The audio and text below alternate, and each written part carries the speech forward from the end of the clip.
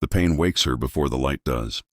It lives beneath the bandage, quiet at first, then blooming, heat spreading under skin that never truly cooled after the fire. Anna lies still on the narrow bunk, staring at the dark ceiling beams. The blanket smells of damp wool and old fear.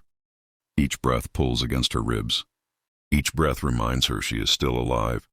Outside, boots scrape across gravel. Not German boots, heavier, slower, American.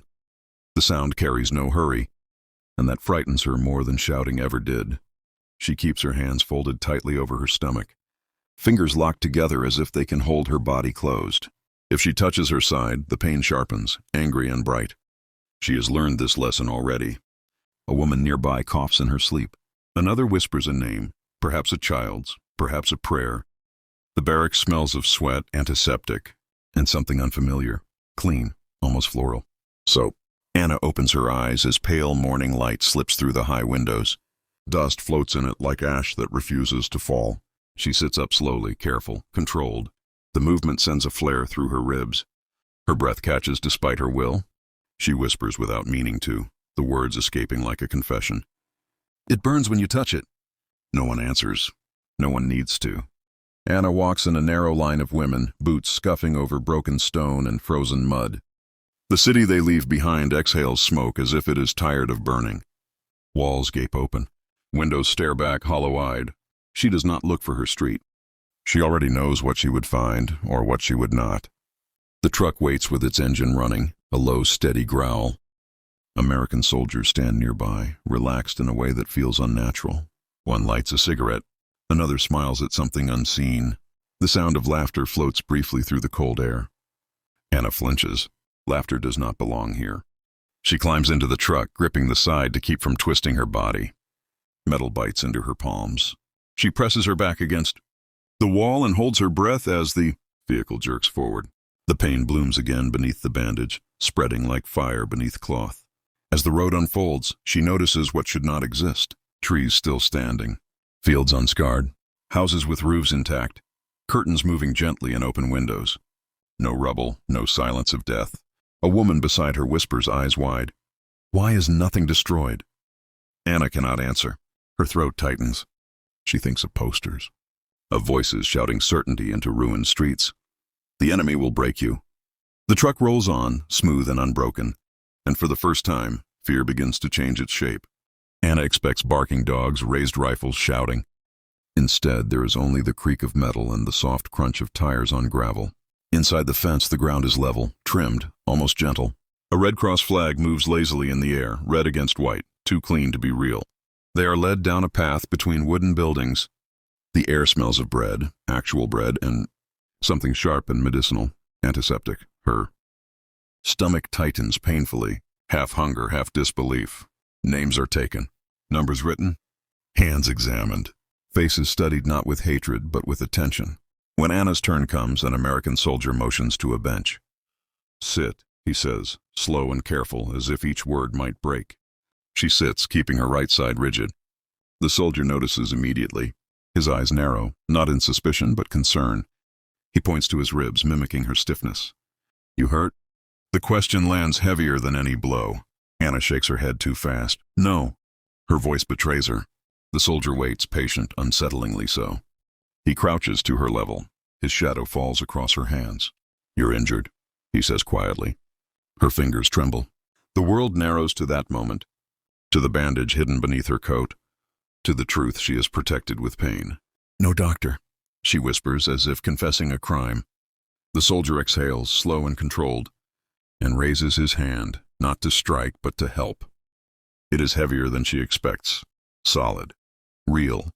The metal is warm against her fingers, and for a moment she simply stares at it, afraid it might vanish if she looks too closely. Bread, thick slices, pale and soft, not stretched thin with sawdust or fear. A ladle of soup that smells of meat, actual meat, and vegetables cut into generous pieces. There is a small square wrapped in paper at the corner of the tray. Butter. Anna's mouth fills with saliva so suddenly it hurts. Her hands begin to shake. She presses her lips together, ashamed of the sound her stomach makes. Around her, other women freeze in the same way, suspended between hunger and suspicion. No one eats at first. They wait for the trick, for the punishment that must surely follow. An American guard gestures gently. "Go on," he says. "It's yours." Anna breaks the bread. The sound is soft, intimate. Steam rises from the soup, fogging her eyes. She takes a bite, small and careful, as if her body might reject it. The taste floods her mouth, salt, warmth, life. She swallows and feels tears spill without warning.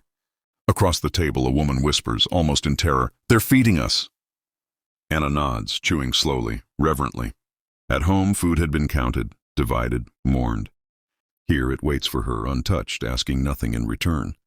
She writes that night in her diary, the pencil trembling.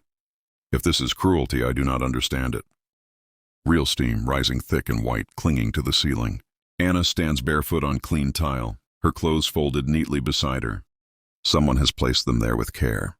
The thought unsettles her more than neglect ever did. A bar of soap rests in her palm, smooth, heavy, faintly floral. She turns it over and over, memorizing its shape, afraid it might dissolve if she uses it. At home, soap had been shaved into slivers, saved for emergencies that never ended. The water comes out warm.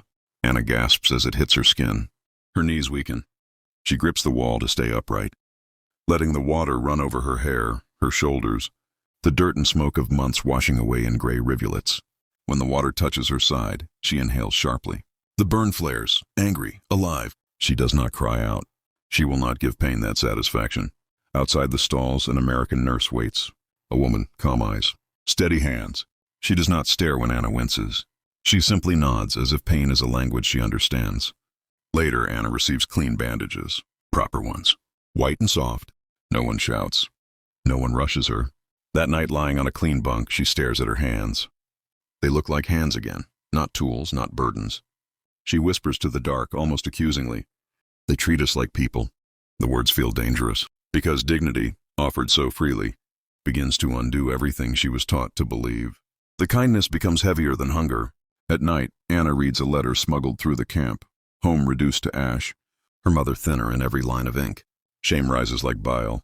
How can she sleep on clean sheets while Germany collapses into dust? She watches Americans laugh, share cigarettes, argue about trivial things.